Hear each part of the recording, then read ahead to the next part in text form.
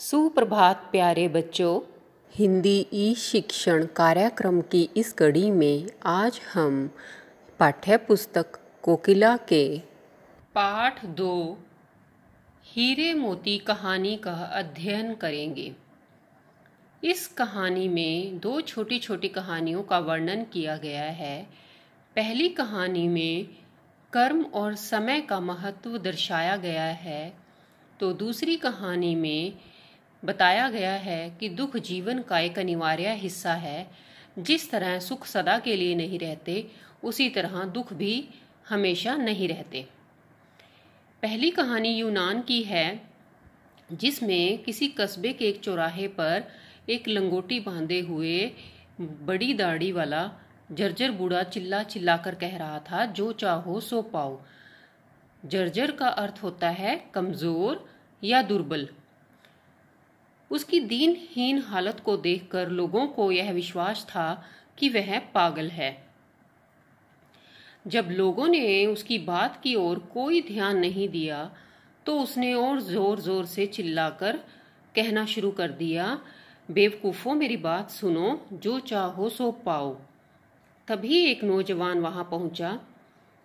सारा तमाशा देखने के बाद वह उसके पास गया। उस बूढ़े व्यक्ति ने नौजवान से पूछा कि तुम्हें क्या चाहिए। नौजवान को भी लगा कि बूढ़ा तो सच में पागल है, पर उसने व्यंग्य करते हुए कहा, जो भी मैं चाहूंगा क्या तुम दे दोगे? व्यंग्य का अर्थ होता है ताना कसना। बूढ़े व्यक्ति ने तपाक से कहा, नहीं, जो भी तुम चाहोगे पा लोगे। तपाक का अर्थ है झट से। युवक ने मजाक करते हुए कहा कि मैं तो हीरे मोती चाहता हूँ, क्या तुम मुझे दोगे? और यह कहकर उसने बूढ़े व्यक्ति के आगे हाथ बढ़ा दिया।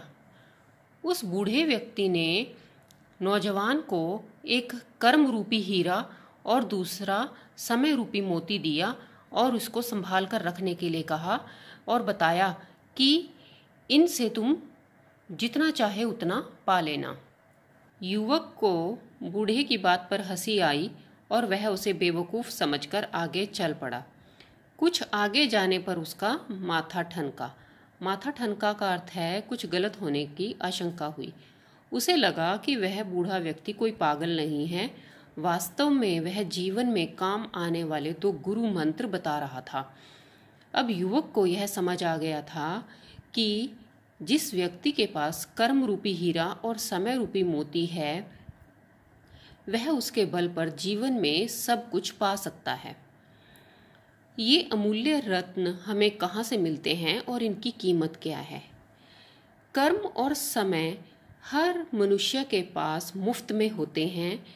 कुछ व्यक्ति समय का सदुपयोग करके अच्छे कार्य करके जीवन में सब पा जाते हैं, परंतु कुछ व्यक्ति समय का सही उपयोग नहीं करते और निठल्ले रहते हैं, जिसके कारण वे अभावग्रस्त रह जाते हैं।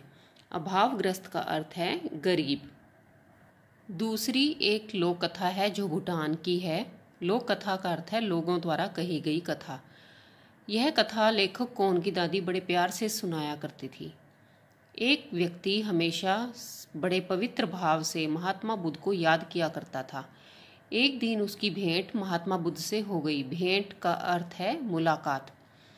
उसने महात्मा बुद्ध के चरण स्पर्श करते हुए उनसे वरदान मांगा कि मुझे ऐसा वरदान दो कि मैं जीवन में कभी भी कोई दुख ना पाऊं। महात्मा बुद्ध मुस्कुराए और बोले कि यह वरदान मैं तुम्हें तभी दे सकता हूं, पहले किसी ऐसे घर का पता लगाओ जहां कोई दुख ना आया हो। वह व्यक्ति घर घर भटकने लगा। महीनों भटका, लेकिन उसे कोई भी ऐसा घर नहीं मिला जहां कोई दुख ना हो।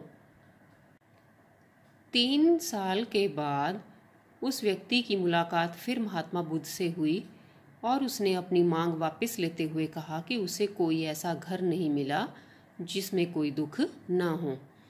इस कथा से हमें यह सीख मिलती है कि सुख और दुख जीवन के अभिन्न अंग हैं। यह सिक्के के 2 पहलुओं के समान हैं। जिस तरह से सुख आने के बाद दुख आते हैं, उसी तरह दुख के बाद सुख भी आते हैं। हम संसार में जहाँ कहीं भी नज़र उठाकर देखें, हर व्यक्ति को कोई ना कोई दुख ज़रूर है। इसलिए हमें दुखों से निराश होने की ज़रूरत नहीं है। बच्चों, इन कहानियों से हमें भी शिक्षा लेनी चाहिए कि हम अपने समय का अधिक से अधिक उपयोग अच्छे कार्य करने में लगाएं, सकारात्मक कार्य करने में लगाएं। दुनिया में ऐसे बहुत से लोग हुए हैं जिन्होंने अपने अच्छे कर्मों, समय के सदुपयोग और मेहनत के द्वारा सफलता की ऊंचाइयों को छुआ है। दूसरी कथा से यह शिक्षा मिलती है कि सुखों के साथ साथ दुख भी जीवन का एक अनिवार्य हिस्सा होते हैं। मनुष्य हमेशा यही चाहता है कि उसके जीवन में सुख तो आए, परंतु दुख कभी ना आए। सुखों के साथ अधिक प्यार ही हमारे दुख का कारण बनता है। जिस तरह से सुख सदा के लिए नहीं रहता, सुख के दिन बड़ी जल्दी बीत जाते हैं, उसी तरह दुख भी हमेशा साथ नहीं रहता। दुख के दिन भी बड़ी जल्दी ही बीत जाते हैं। हमें अपना दृष्टिकोण सकारात्मक रखना चाहिए। बच्चों, इस पाठ से शिक्षा लेते हुए आप भी अपने समय का अधिक से अधिक प्रयोग अच्छे कार्य करने में लगाएं और अपने दृष्टिकोण को सकारात्मक रखें। आशा है इस वीडियो के द्वारा आपको पाठ अच्छे से समझ आया होगा। आप स्वयं भी पाठ को पढ़ें,